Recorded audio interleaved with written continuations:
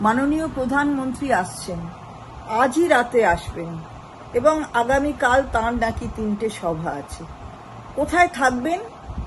রাজভবনে থাকবেন। রাত্রিবাস মাননীয় প্রধানমন্ত্রীর রাজভবনে।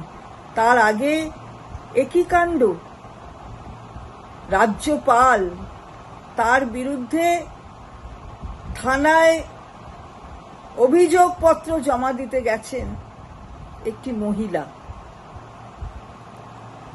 নারী নির্যাতনের অভিযোগ রাজ্যপালের বিরুদ্ধে। এ কি ধরনের ঘটনা ঘটছে? যে রাজ্যপাল নাকি বলেন তিনি পিস রুম করছেন, সকলের অভিযোগ শুনবেন, সেই অভিযোগের নিষ্পত্তিও করবেন।